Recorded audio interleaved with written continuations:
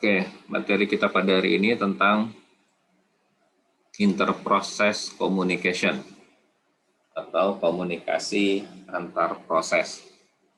Ya, dia terkait dengan bagaimana kita membangun komunikasi antara satu komputer dengan komputer yang lain atau antara satu device dengan device yang lain.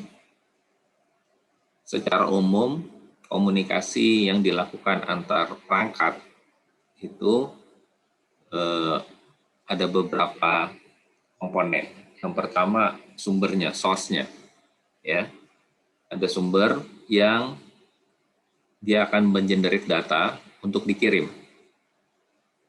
Kemudian ada transmitter mengkonversi data ke dalam sinyal-sinyal yang bisa ditransmit. Kemudian ada sistem transmisinya, ada penerimanya, dan ada destinasinya. Contoh yang paling sederhana, handphone.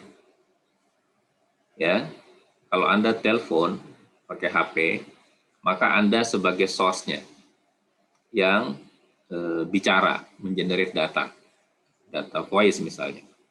Kemudian ada handphone sebagai transmitternya.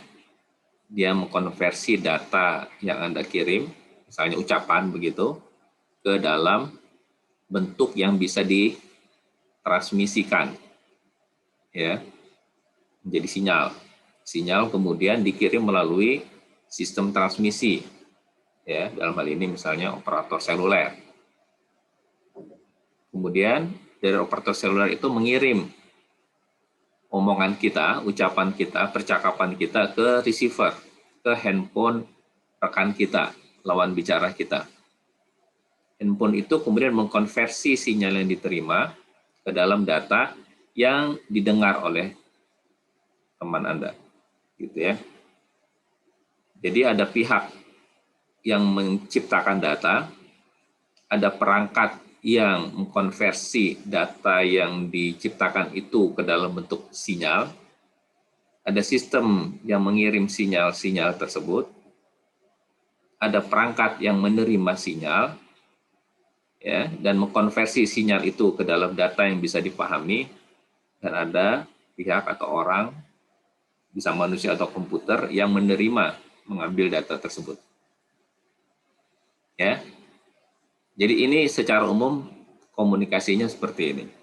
Ya. Jadi ada sumber, ada transmitter, ada transmission system, ada receiver, dan ada destination. Nah, proses yang terjadi antara dua perangkat itu disebut komunikasi. Ya. Nah, sekarang bagaimana ceritanya ketika proses itu akan berkomunikasi dengan yang lain? Ya. Proses di dalam sebuah komputer ada proses yang independen dan ada proses yang berkooperasi atau berinteraksi dengan yang lain. Ya. Seringkali proses-proses ini saling berkooperasi. Kooperasi itu kerjasama, ya, saling bekerja sama satu dengan yang lain. Ya. Untuk tujuan apa? Untuk tujuan information sharing misalnya. Jadi contohnya gini, apa ya? Google Drive. Google Drive itu kalau Anda lakukan, Anda buka file di Google Drive, file itu akan bisa dilihat oleh teman Anda kan secara langsung. Ya. Itu namanya information sharing. Ya, men-share informasi di tempat yang sama. Ya. Prosesnya berbeda, Anda punya proses, teman Anda juga punya proses. Ya. Nah, ketika sharing itu namanya interprocess communication. Ya. Jadi ada proses yang saling berkomunikasi karena ingin information sharing. Yang kedua, ingin computation speed up, ingin meningkatkan kecepatan. Kalau satu prosesor menggunakan satu prosesor, kecepatannya 10. Supaya lebih cepat, prosesornya ditambah jadi 2 prosesor. Kecepatannya supaya lebih tinggi, 20 atau 15 gitu. Nah, ketika memproses, 2 prosesor ini memproses program yang sama, pasti dia akan saling bekerja sama kan? Ya, itu untuk kepentingan computation speed up. Ya. Ada juga untuk kepentingan modularity. Jadi ada prosesor, dia memproses satu objek, kemudian proses lain memproses objek yang berbeda, ya. Nah, kemudian nanti hasilnya dikomunikasikan, ya. Dibikin modular, dibikin pecahan-pecahan yang saling terpisah, tapi kemudian nanti diintegrasikan satu dengan yang lain. Yang keempat, convenience, untuk memberikan kenyamanan, ya, mempercepat proses dan seterusnya, ya. Nah, proses yang saling berkooperasi itu, yang saling bekerja sama itu, membutuhkan interprocess communication, IPC, IPC, ya, komunikasi antar proses, supaya bisa sharing, supaya bisa lebih cepat, ya. Jadi ketika Anda nanti mendesain tugas Anda misalnya, bagaimana hubungan antar proses, antar server, bagaimana caranya, ya, apakah mereka berbagi memori, ataukah masing-masing memori kemudian nanti digabungkan hasil perhitungannya, atau seperti apa, ya. Nah, ini yang kita pelajari. IPC ada dua model. Pertama, model shared memory, yang kedua model message passing, ya, model berbagi memori. Jadi ketika proses itu terjadi, dia memorinya berbagi, ya, satu memori dipakai rame-rame macam Google Drive tadi. Anda kan kalau pakai Google Drive kan bisa dipakai oleh banyak orang. Yang penting dikasih tahu linknya, bahwa itu share dokumen, nanti Anda bisa berbagi dokumen itu, ya. Yang kedua dengan message passing, kita akan pelajari ini. Ini contoh interprocess communication di komputer Anda, di komputer kita. Misalnya ada proses A dan ada proses B, ya. Proses A dan proses B ini paling gampang gini, ya. Anda misalnya menjalankan proses A ini web browser, oke. Kemudian proses B ini misalnya Microsoft Office gitu, Office misalnya, ya. Anda mau ngirim teks yang ada di browser ini ke Office, ya, mau mengirim teks yang ada di browser ini ke Office. Gimana caranya? Ya copas saja kan, di blok, kemudian Anda copy. Ketika Anda copy, hasil kopian itu ada di mana? Itu dikendalikan oleh siapa? Dikendalikan oleh kernel nih, operating system. Ya, operating system yang mengendalikan itu, Windows dalam hal ini, kalau pakai Windows yang mengenal itu, kemudian oleh Windows, Anda ketika paste, buka Microsoft Word-nya, Anda paste di proses B, Microsoft Word yang sedang Anda buka. Ya, itulah proses komunikasi yang dikendalikan oleh atau dihandle oleh operating system. Jadi Anda bisa melakukan transmisi perpindahan data dari satu proses ke proses yang lain dengan mudah. Dengan adanya Windows sekarang, dulu kalau zaman 20 tahun yang lalu belum ada Windows, Anda buka Word misalnya, file yang Anda buka, Anda ketikkan, tidak bisa tuh dipindahin ke Excel. Dulu namanya bukan Word dan Excel, dulu ada WordStar, ada apa namanya, lupa saya, ya. Nah, itu nggak bisa saling berpindah satu proses dengan proses yang lain karena tidak compatible, ya. Kalau sekarang udah bisa. Jadi ada dua jenis. Yang pertama, komunikasi antar proses ini dilakukan melalui kernel atau operating system. Yang kedua, komunikasi antar proses dilakukan melalui shared memory, ya. Tadi ada kan saya bilang shared memory, ya. Shared memory ini jadi proses A ketika mau ngirim ke B, dia taruh ke shared memory, nanti B akan mengambil dari shared memory tersebut untuk diproses oleh dia, gitu, ya. Jadi ada dua jenis, ya. Yang pertama oleh kernel, dikirim ke kernel, kemudian kernel mengirim ke B. Yang kedua, proses A ngirim ke shared memory atau shared storage gitu, kemudian B akan mengambil dari shared storage itu. Ya, ini kasusnya seperti Google Drive, contoh yang paling sederhana ya. Nah, ada beberapa karakteristik dari IPC ini, Inter-Process Communication. Karakteristik yang pertama, synchronization and asynchronization of message. Nanti kita bahas lagi ya. Atau saya jelaskan aja langsung.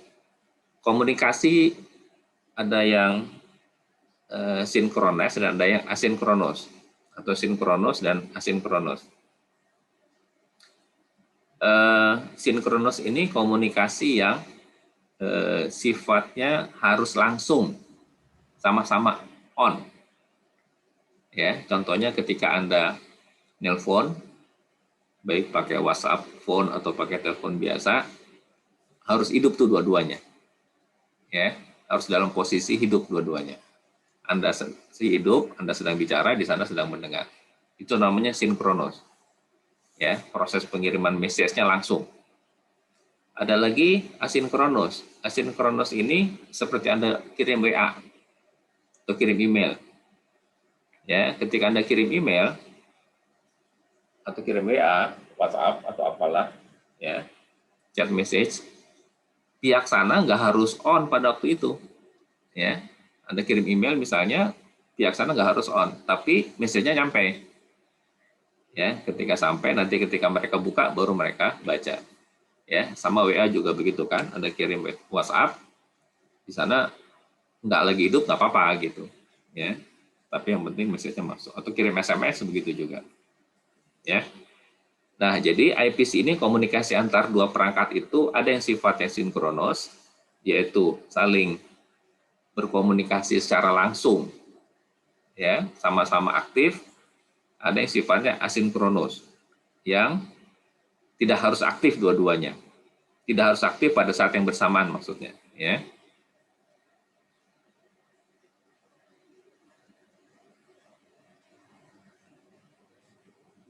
Oke. Kemudian kalau di internet pengiriman itu dengan menggunakan nomor IP ya dan port. Nah, apalagi karakteristiknya reliability data. Jadi kita ingin data yang dikirim itu valid dan integrity. Apa maksudnya? Ketika Anda, ini kadang-kadang kita nggak pernah mikirin ya. Anda sebagai orang IT ini harusnya mikirin ya. Kita sebagai orang IT ini harusnya mikirin. Ketika Anda ketik pakai WA misalnya, ketik saya akan datang 10 menit lagi. Kalimat saya akan datang 10 menit lagi, saya akan datang 10 menit lagi. Itu 6 kata, itu kan dikirim oleh WA, melalui komputer, melalui HP kita, kemudian dijadikan sinyal, dikirim lewat transmisi, diterima di sana. Anda kebayang nggak ketika Anda sedang mengirim itu, 6 kata itu berurutan nggak dikirimnya? Saya akan datang 10 menit lagi. Saya dulu dikirim, akan dikirim, datang dikirim. Gimana cara memastikan urutan itu tetap persis sama seperti urutan ketika kita ngetik? Ya kan, sekarang ini kan urutan udah bagus, di sana juga udah nerimanya beres gitu ya. Nah, itu ternyata di dalamnya ada proses yang tidak sederhana ya.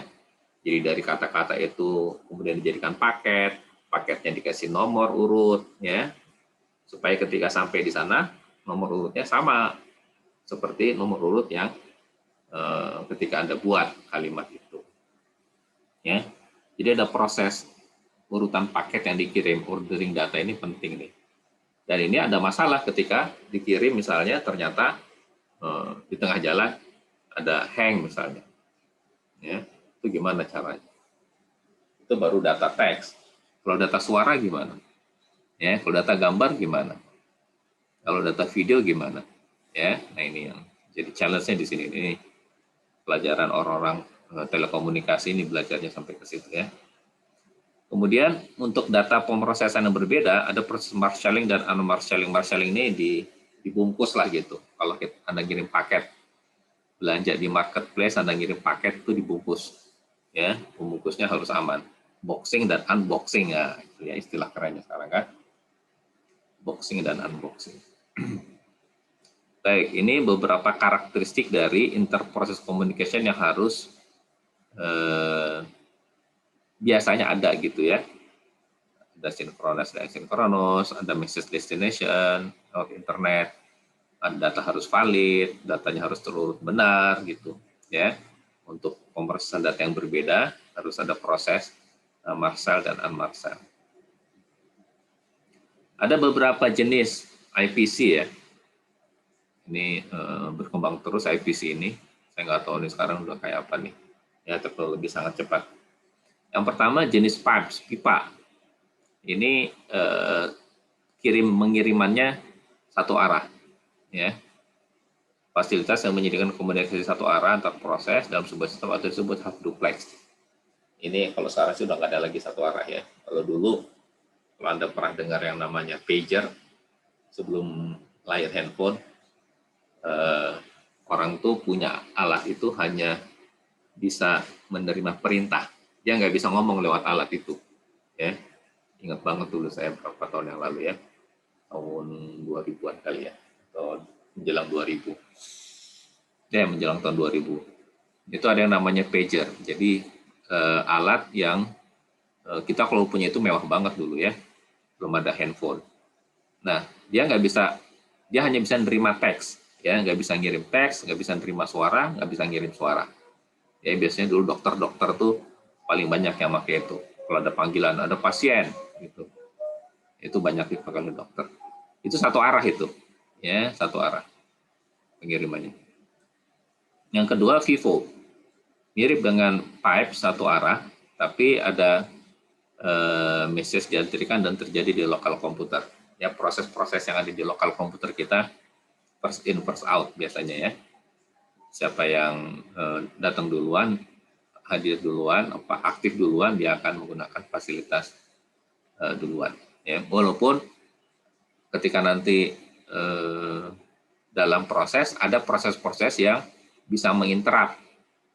Kayak printer itu, Anda misalkan lagi ngetik Word, terus Anda mau ngeprint, Anda klik print, ngeprint gitu, printer tuh akan jalan, Anda masih tetap ketik gitu.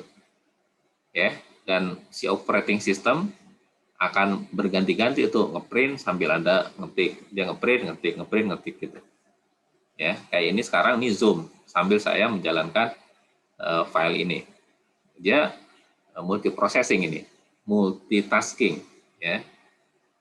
Multitasking. Berganti-ganti dia mengolah prosesnya. Ada lagi IPC shared memory tadi sudah saya jelaskan, proses berbagi ruang dalam virtual address sehingga proses manapun akan berbagi wilayah memori dan akan mampu menulis dan membacanya. Ya, ini kalau contoh yang paling sederhana, yang paling enak tadi Google Drive ya. Memorinya kita pakai bersama atau hard disknya kita pakai bersama. Map memory berhubungan dengan mapping sebuah file dalam file system sesuai dengan memori yang ada. Ini memori yang kan memori itu kan besar ya, kalau komputer sekarang ada 4 GB, ada 8 GB, itu ada lokasi-lokasi tertentu di memori itu yang kita letakkan file tertentu, yang file itu nanti akan bisa dipakai oleh banyak aplikasi. Kalau Anda perhatikan Microsoft Office itu ini memang Microsoft tuh keren banget ya. Dulu sebelum dia melahirkan Office tuh kan untuk ngetik word processor satu aplikasi sendiri, untuk ngitung-ngitung kayak Excel gitu satu aplikasi sendiri, untuk bikin presentasi kayak PowerPoint gitu satu aplikasi sendiri, dan tidak ada hubungan satu dengan yang lain. Ya, kemudian oleh Microsoft, memang jenius ya, Bill Gates ya, dia menggabungkan semua itu menjadi Office. Ya, bukan cuma sekedar menggabungkan 3 aplikasi jadi satu paket, tapi menu yang ada di aplikasi Word misalnya sama menu-menunya dengan yang ada di Excel. Ya, sebagian besar menunya sama. Jadi cara kerjanya sama. User itu ketika menggunakan 3 aplikasi yang berbeda itu tidak perlu belajar lagi. Ya, dia cukup menguasai satu aplikasi, dia sudah bisa menggunakan aplikasi yang lain dengan mudah. Ya.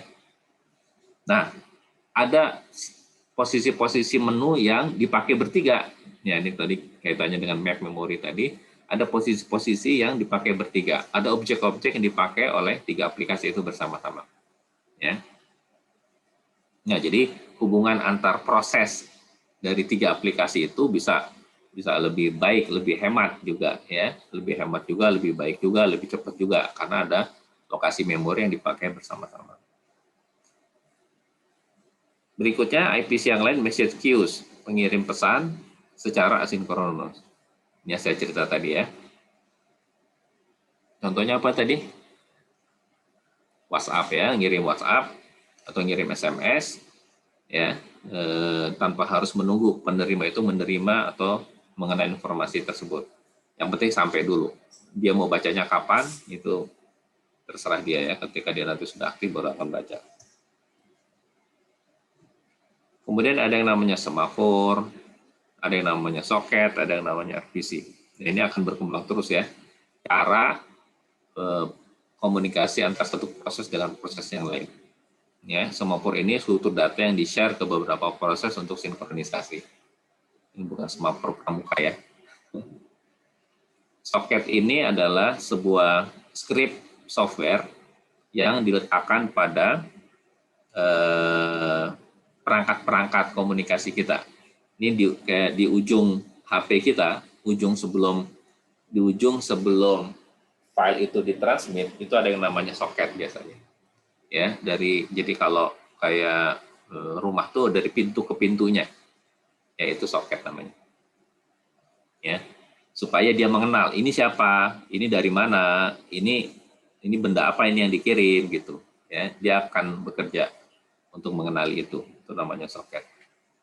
Kemudian ada RPC, Remote Procedure Call. Ini adalah protokol yang memungkinkan program yang berjalan pada satu host bisa mengakses program di host lain.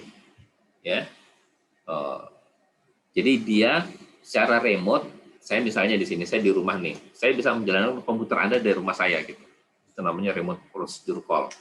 Jadi saya mengeksekusi, ini biasanya hacker-hacker juga melakukan ini ya, menghack sebuah server, kemudian dia bisa masuk ke server itu ya dari rumah dia gitu ya, dan mengacak-acak server itu ya, masuk ke hard disknya, masuk ke folder-folder tertentu gitu ya, itu bisa dilakukan.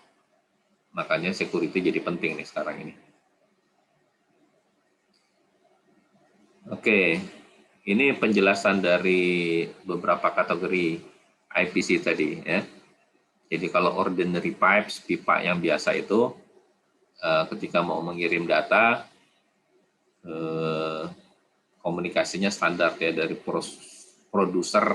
produser data, penghasil data, menulis ke ujung pipa. Ini Anda bayangkan kayak pipa pralon gitu ya. Di sini di sebelah kanan ada produser data yang mengirim data, yang sebelah kiri ada yang akan membaca data. Ya, seperti Anda mengirim, kalau kita mengalirkan air di sebuah pipa, ujung yang satu ngirim airnya, ujung yang lain akan menerima airnya. Begitulah kira-kira aliran datanya, ya, dari satu perangkat ke perangkat yang lain, atau dari satu komputer ke komputer yang lain, atau dari satu proses ke proses yang lain. Ya. Ini jadi disebut parent dan child. Parent ini menghasilkan data, kemudian lewat pipa dikirim ke child-nya. Child akan mengambil data ini. Ya. Ini digunakan konsep ini di Unix ya.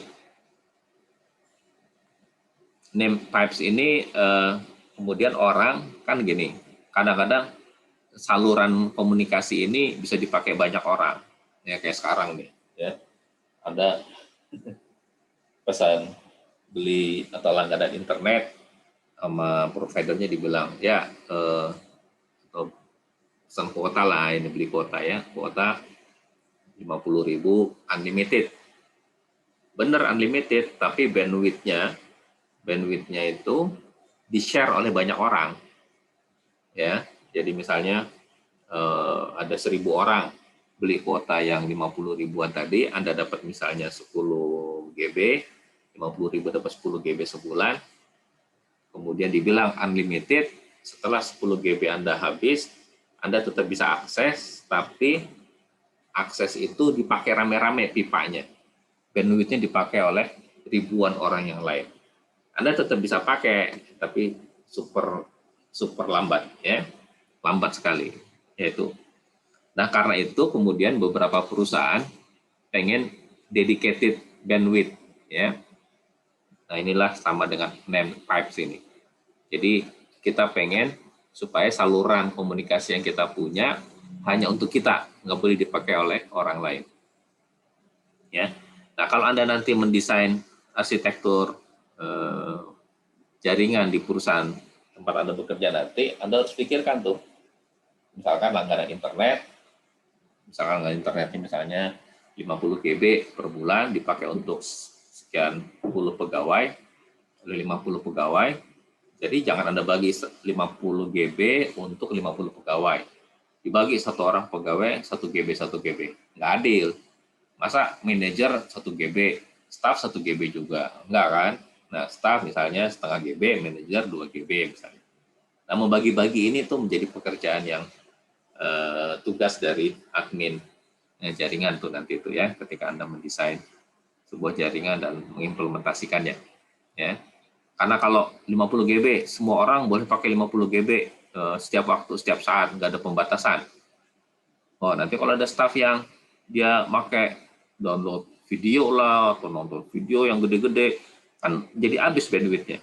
Ya. Sementara kalau itu terjadi, kasihan kan orang-orang atau staff lain, pegawai lain yang bekerja serius.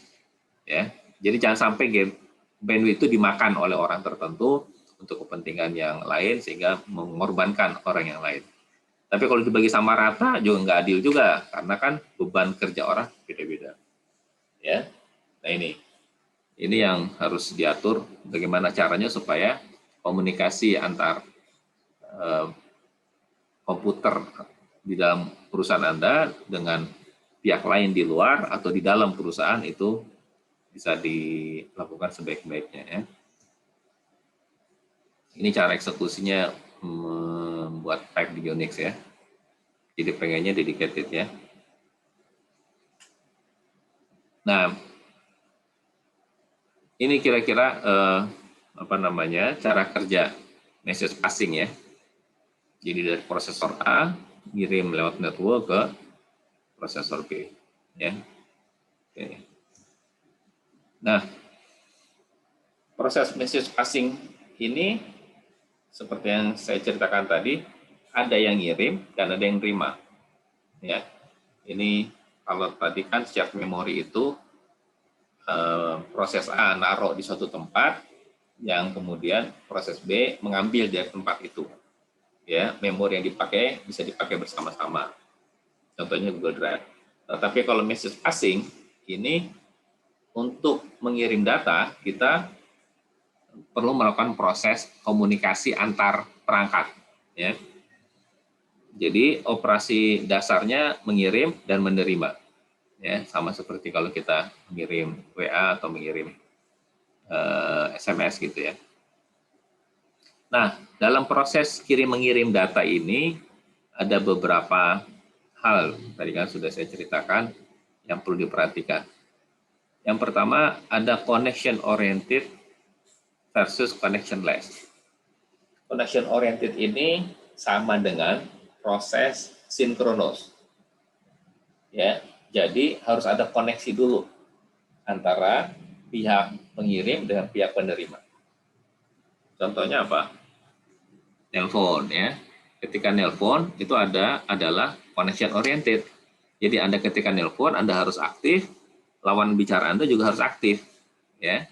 Saling koneksinya terbentuk koneksinya. Namanya handshaking. Komunikasinya terbentuk baru saling bicara. Ya. Yang kedua, connectionless. Connectionless itu seperti ngirim WA tadi. Tidak perlu komunikasi itu terbentuk antara dua pihak, itu nggak perlu terbentuk. Ya, tapi kirim mengirim bisa dilakukan. Anda bisa kirim WA sekarang, nanti baru dibuka nanti siang nggak masalah gitu ya. Atau dibuka nanti malam nggak masalah. Ya. Itu namanya connectionless. Ya, jadi sekali lagi ada pengiriman yang connection oriented, masing-masing pihak harus saling hidup, saling aktif, supaya bisa saling komunikasi secara langsung, contohnya telepon. Ada yang sifatnya connectionless, ya, kedua pihak tidak harus aktif dua-duanya, tapi message-nya tetap sampai, ya. Nanti ketika aktif baru dibaca message-nya. Yang kedua, buffered versus unbuffered. Apa maksudnya? Ini sama kayak contohnya ngeprint ya. Dulu itu Anda kalau ngeprint pakai printer-printer yang teknologi lama, itu printer nggak punya buffer dia, nggak punya memori atau storage untuk tempat menyimpan file yang mau kita print. Jadi contohnya misalnya Anda mau ngeprint 10.000 halaman misalnya, 10.000 halaman dari Microsoft Word. Ketika Anda klik print, ya, kalau yang perangkatnya ada buffernya, maka setiap 5 halaman dikirim, disimpan dulu di printer sambil nunggu proses ngeprint. Ya. Tapi kalau tidak ada buffernya, komputer akan mengirim mungkin huruf per huruf, kirim huruf, 5 huruf, 10 huruf gitu, ya. Dan itu jadi berat beban komputernya kalau unbuffered, ya. Jadi kalau buffer, ada buffer tempat menerima dulu, kemudian nanti baru dijalankan. Kalau unbuffered, proses pengiriman ini langsung diterima, ya. Ini juga mirip, kalau unbuffered ini jadi semacam connection oriented, ya kan? Karena kan langsung diterima kan, nggak disimpan dulu. Kalau buffer mirip dengan connectionless, ya kan? Kalau Anda kirim WA, disimpan dulu di dalam perangkat komputer. Kalau SMS dulu malah disimpan di operator itu ya. Ketika handphone kita lagi mati, Anda kirim SMS, itu akan disimpan oleh operator. Karena kan operator ketika ngirim ke HP kita kan HP-nya lagi mati, gagal. Nanti si operator akan ngirim lagi tuh sampai 2 hari kalau nggak salah. Kalau sampai 2 hari juga nggak masuk juga, ya dibuang SMS-nya. Ya, gitu. Jadi si operator punya buffer untuk menyimpan SMS-SMS yang dikirim oleh pengirim untuk dikirim kepada si penerima. Ya. Jadi ini mirip nih, unbuffered ini mirip sama connection oriented, buffered ini mirip dengan connectionless. Tapi poinnya di sini dilihat dari sudut pandang ada atau tidak adanya storage. Kalau ini dilihat dari sudut pandang terjadinya koneksi atau tidak terjadi koneksi. Reliable dan irreliable ini terkait dengan ini, yang diterima sesuai dengan yang dikirim, atau yang diterima tidak sesuai dengan yang dikirim. Contoh gini, kalau Anda nonton video streaming lewat jalan tol, misalnya, itu komunikasinya itu akan terganggu, ya kan? Video Anda akan terganggu karena lewat jalan tol, naik mobil ngebut gitu. Perpindahan sinyal antara satu BTS ke BTS yang lain itu berat gitu karena nonton video. Kalau Anda ngobrol bukan video, ngomong, itu relatif gangguannya lebih kecil, ya, karena bandwidth yang dibutuhkan untuk voice itu lebih rendah ketimbang video, ya. Nah, sekarang kita mau milih reliable dan irreliable ini mau milih yang mana? Ini bisa pilihan juga, seperti juga dua yang pertama pilihan. Jadi kalau pilihannya saya mau paket video saya reliable dimanapun, nah itu bayarnya lebih mahal. Jadi nanti akan dialokasikan jaringan yang dedicated untuk kebutuhan Anda, ya, sehingga reliable itu bisa terpenuhi. Kapasitas bandwidth-nya, ya, yang dedicated gitu, itu bisa. Tapi kalau Anda bilang udahlah, saya unreliable nggak apa-apa, bayarnya lebih murah, nanti putus-putus sedikit nggak apa-apa lah, nonton film ada putus-putus sedikit juga nggak masalah kan, karena kan di tol juga kan nggak terus-terusan, gitu, ya. Baik, ini variasi-variasi pilihan dalam konteks message passing, ya, kirim-mengirim message. Ada yang connection oriented atau connectionless, ada buffered atau unbuffered, ada reliable dan unreliable. Untuk data representasi, Marshall dan unmarshall. Ini masalah pemformatan message. Ya, kalau beda perangkat biasanya akan berbeda formatnya. Nah, itu harus diseragamkan, harus ada mekanisme yang menyeragamkan itu supaya bisa dibaca. Ya, itu namanya marshalling dan unmarshalling. Oke. Nah, ketika terjadi komunikasi, itu harus ada links yang dibangun, yang establish secara otomatis. Ya, ketika Anda nelpon, itu pasti ada link yang terjadi antara Anda dengan pihak sana. Ya. Nah, ada linknya, kemudian biasanya link itu sepasang ya, antara satu pihak dan pihak yang lain. Kemudian ada satu link di antara dua orang itu, linknya bisa unidirectional, but is usually bidirectional. Ya, bidirectional itu bisa bolak-balik ya, tidak hanya satu arah tapi bisa dua arah. Tadi half duplex atau full duplex. Kalau half duplex itu Anda ngomong satu arah dari A ke B atau B ke A. Kalau full duplex itu bisa dua arah, A, B, dan BA. Oke, komunikasi itu bisa direct dan bisa indirect. Ya. Mirip sama yang tadi lah kira-kira ya. Direct itu Anda bisa langsung kirim, sama seperti connection oriented atau synchronous. Kalau indirect ini sama seperti asynchronous ya, atau communication less. Ingat ya, communication less atau asynchronous. Kalau direct langsung itu seperti nelpon, itu synchronous. Mirip ya. Oke, nah ini kita masuk ke apa ciri-cirinya nih, sinkronos dan asinkronos ini, model komunikasi dua tadi ya. Sinkronos itu kan tadi ya, saling telepon satu dengan yang lain.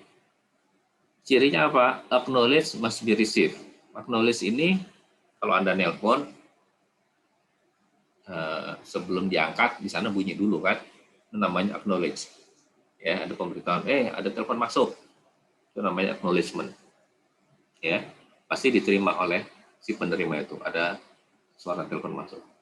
Kemudian blocking communication. Blocking communication itu komunikasi udah berdua aja, ya, yang lain nggak bisa masuk, gitu. Jadi jaringan itu udah dedicated untuk Anda berdua, satu yang nelpon, satu yang terima telepon. Tapi kalau sekarang kan bisa ya, di hold dulu, telepon lain masuk mau diterima apa enggak gitu. Ya, bahkan sekarang bisa telepon bertiga, berempat dan berlima. Ya, ini teknologi ini berkembang terus. Tapi tetap namanya sinkronos. Kenapa sinkronos? Karena sekaligus bersamaan semuanya aktif. Ya.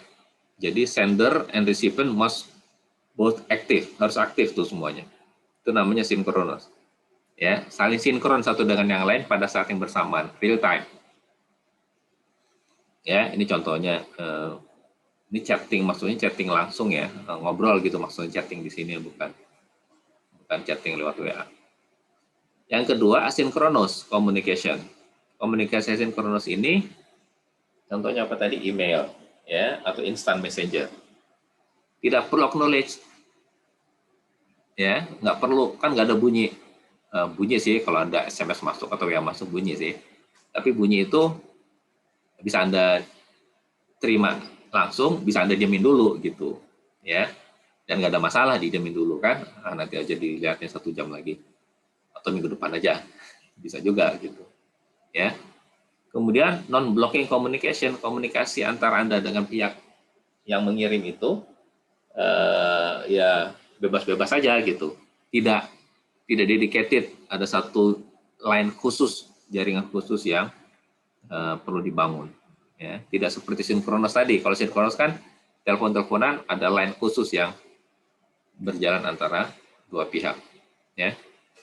Yang ketiga, message may be queued. Message itu bisa disimpan dulu, ya, di antrian gitu. Nanti aja dibacanya kalau udah waktu senggang. Gitu ya. Nah, ini sering dipakai sekarang ini, model komunikasi ini, sinkronos atau asinkronos. Termasuk kita belajar jarak jauh nih. Ini sekarang ini sinkronos namanya. Ya, sistem belajar sinkronos. Nanti kalau pakai V-Class itu namanya asinkronos. Ya, kenapa asinkronos? Karena saya ketika ngirim V-Class, materi lewat V-Class atau tugas lewat V-Class, Anda nggak perlu hidup, nggak perlu aktif pada waktu itu.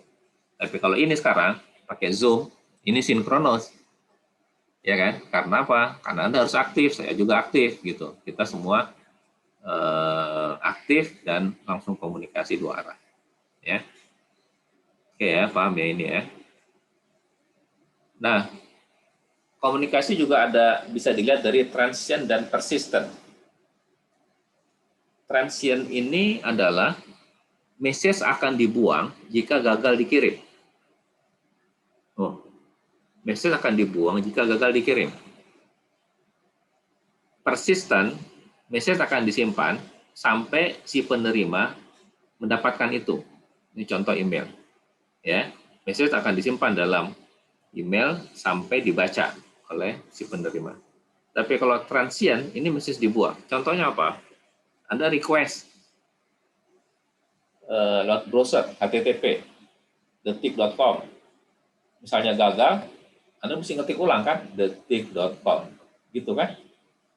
Gitu. Ya, apa yang Anda ketikkan nggak disimpan ketika dia gagal Anda peroleh. Ya. Tapi kalau email, ketika di sana belum terima, simpan.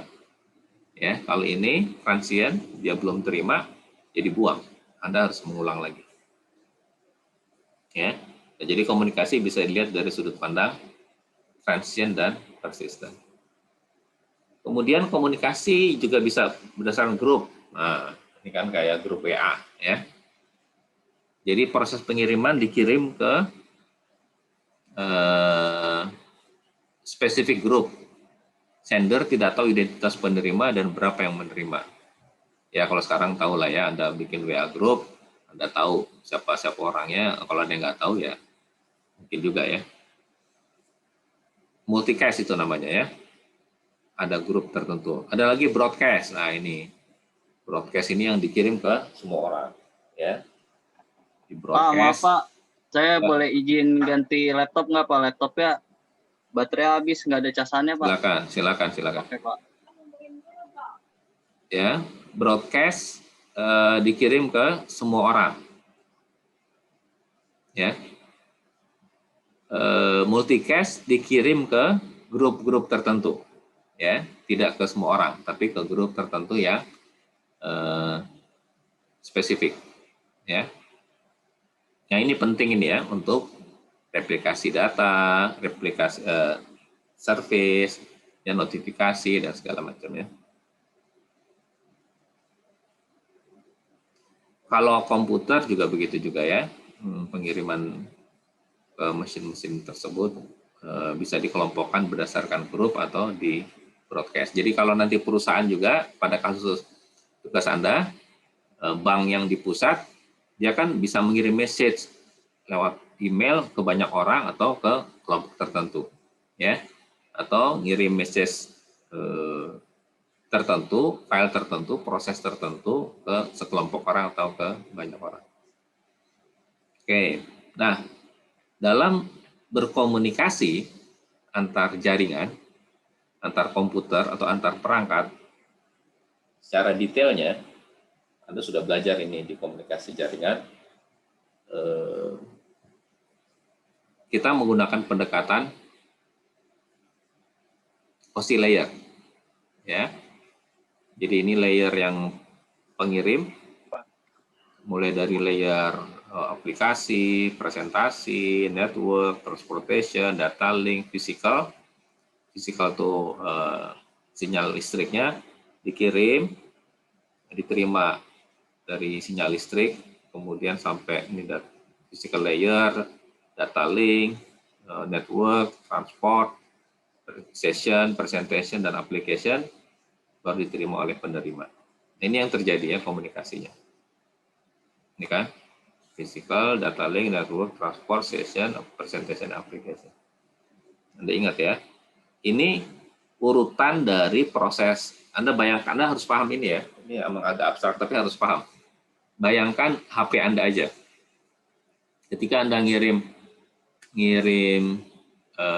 message lewat WA misalnya, WA itu aplikasinya. Ya, ketika Anda ketik, Anda enter, masuk data yang Anda kirim itu dikonversi oleh si WA itu ke bentuk yang lain. Ya. Nah, session ini terjadi ketika Anda aktif.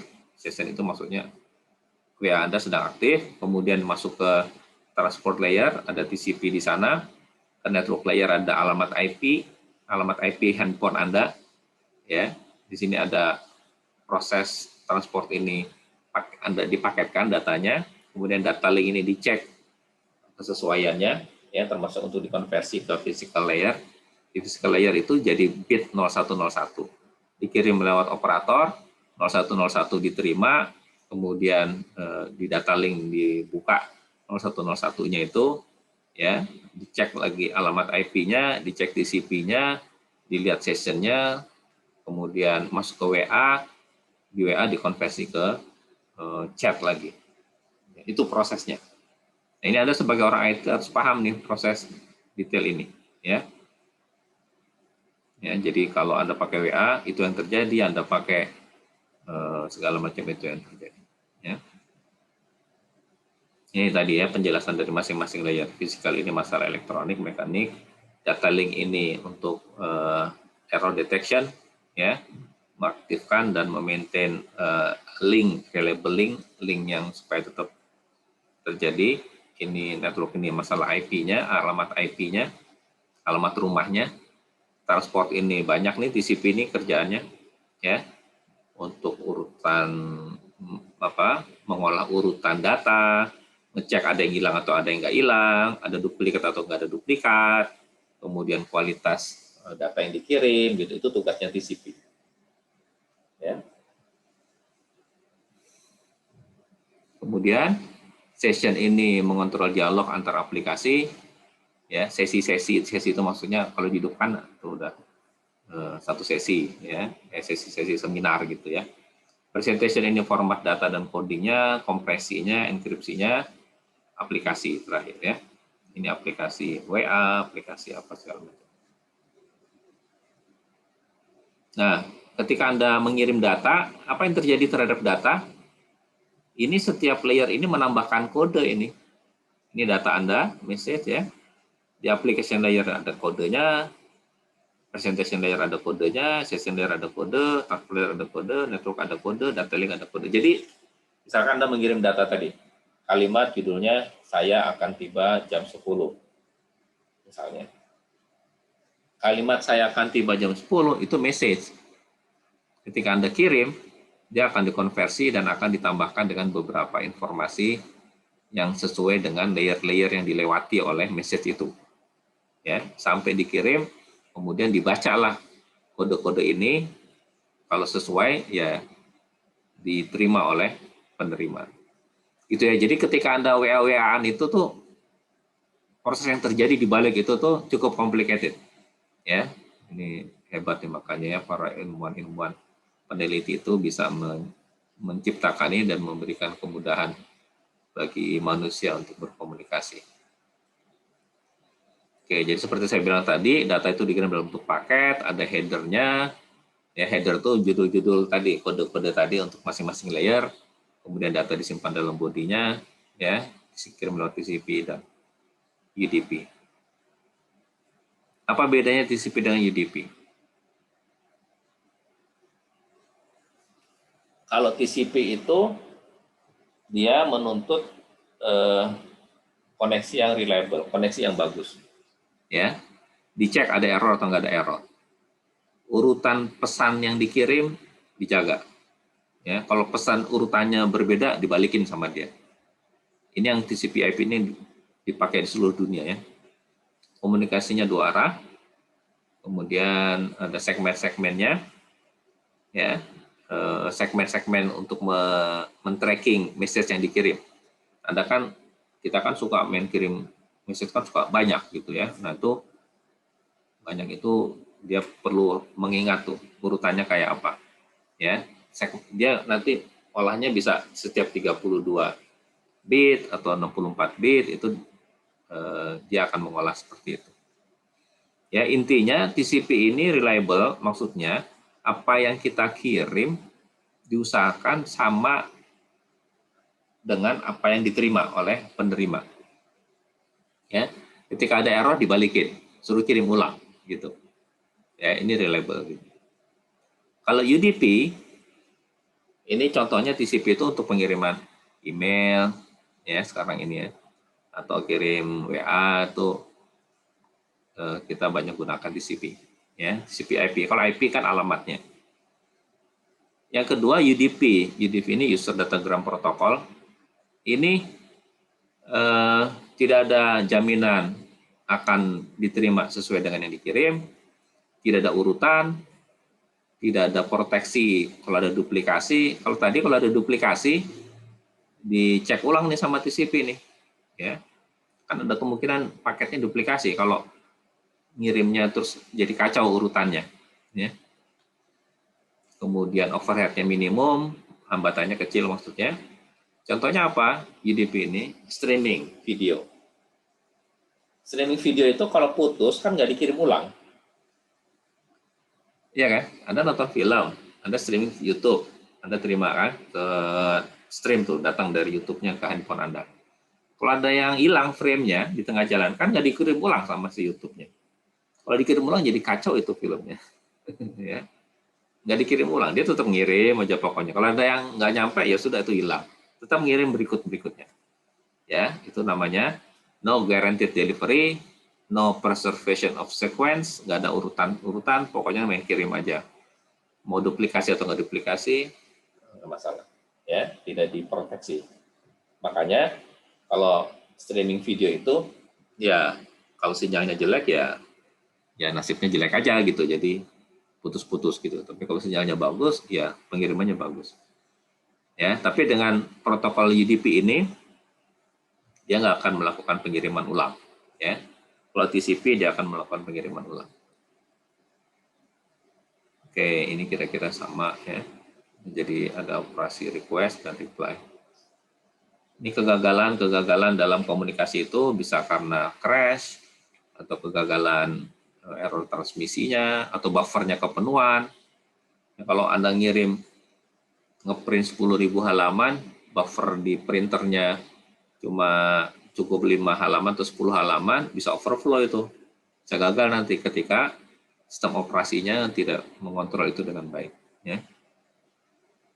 Atau ada kegagalan yang lain, datanya salah, data korup atau data double gitu. Ya. Jadi intinya Anda sebagai orang IT ketika Anda harus paham ketika pengiriman data ya lewat HP ini sekarang ini kan komunikasi ini luar biasa complicated ya, dan itu sudah dipakai oleh banyak orang. Ini cara menghandle kegagalan, ngirim ulang ya, atau